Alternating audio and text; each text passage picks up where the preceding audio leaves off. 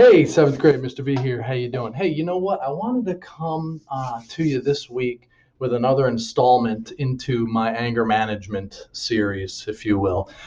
We posted something a couple weeks ago and definitely got some positive feedback from it. Some of you wanted more of that. So I thought I would come bring you round two, learn a little bit more about it.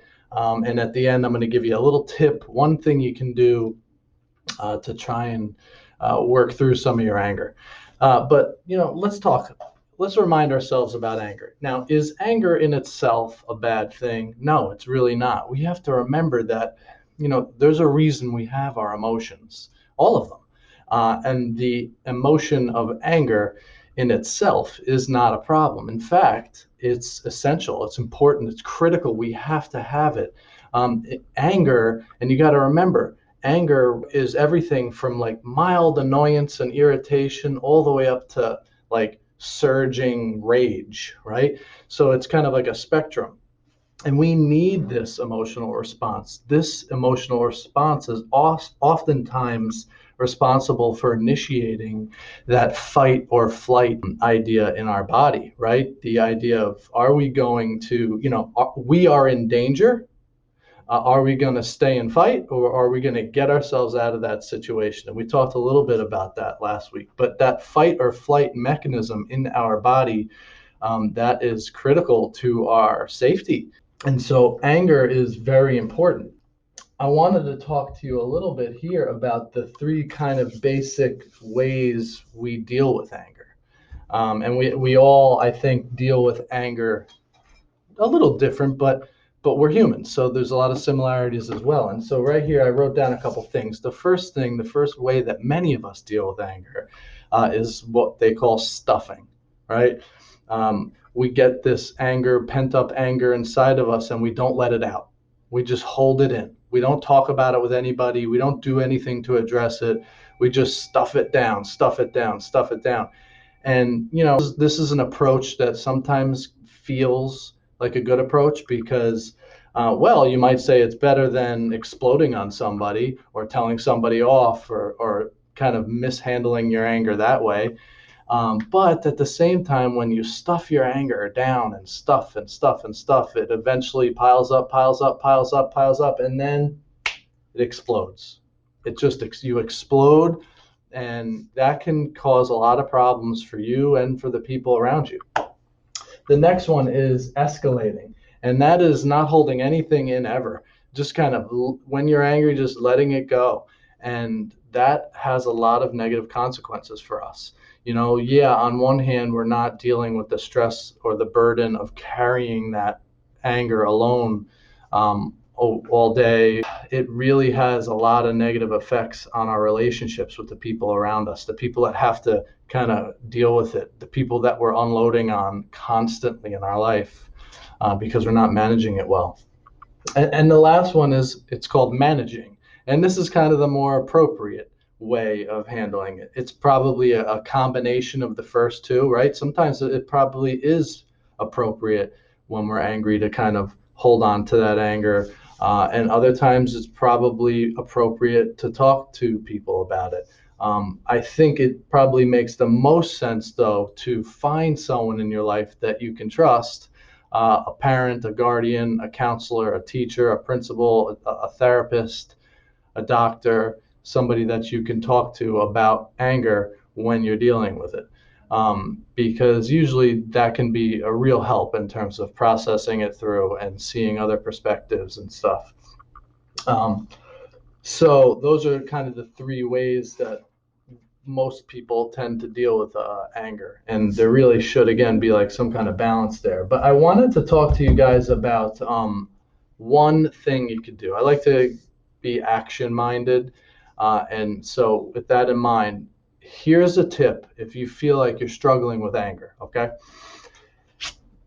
try creating an anger log. Sometimes when we feel like we struggle with anger, it's hard to remember exactly all the different anger scenarios and things that go on throughout the day. But if you can learn how to keep an anger log, this can be really helpful because you might start to see different trends in the types of things you get angry at. It also gives you the opportunity to look back at the end of the day at all of the different things and say to yourself, like, well, what was worth getting angry at? What was not worth getting angry at? And in this log, I would want you to keep three things written down. I would want you to consider the stimulus, okay? So for each anger situation that you're logging, you're going to log what the stimulus was. In other words, what was the trigger? What was the scenario, the circumstance? What was the thing? What was it that got you angry? You're going to tell me what that is briefly. You know, somebody cut me off while I was driving today, or I noticed that somebody was trying to copy my test during science class, right? That's the scenario that got you angry. And then you are going to, then what they call it, the next step is the pre-state step, okay? You're going to write in this section, you're going to acknowledge what type of mood you were in heading into that scenario. So yeah, the scenario itself made you angry, but in this next section, you're going to write down the attitude you had going into the scenario, right? So prior to the scenario, right before that person cut you off on the road, or right before that person tried to cheat on your test, what kind of state were you in? Were you already feeling frustrated about something that happened earlier this morning? Were you already angry and short-tempered because of something that happened 10 minutes ago? Were you heading into that situation with a small amount of patience? See, that's important to know, because when you look back on it, you might say, you know what?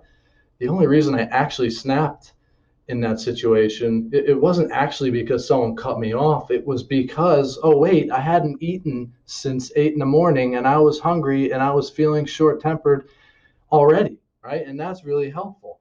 And then, so the last piece that you're going to write down for each scenario is the appraisal, your interpretation of the situation. So given the first two sections, you know, the situation and then your attitude going into it, your third section is going to be your interpretation or your evaluation of what happened, right? That's where you're going to write down, hey, you know, this really wasn't worth being angry about. When I look back on it, I can see that the only reason I was upset is because of blah, blah, blah, blah, blah, right?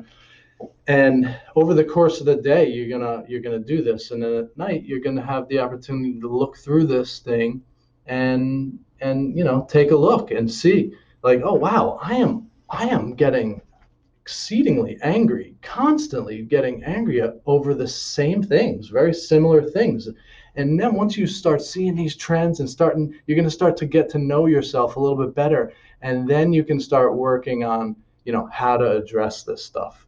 Maybe in therapy, maybe with a parent, maybe with a counselor, who knows? But you know, once you can start to pinpoint what are those triggers for you, you know, and what are the things that contribute to your anger, you can really you can do something about it. So an anger log, really good idea. If anybody's interested in trying to create something like this, come see me in my office, email me if you want, and I'll be happy to sit down and help you create an anger log and just talk a little bit more about anger with you. So there's anger management video number 2, hoping that you felt that it was useful. Definitely comment, let me know what you thought, let me know if you want me to keep doing these. It's a topic I'm interested in, and hopefully you are too. Have a great week, guys. Stay motivated.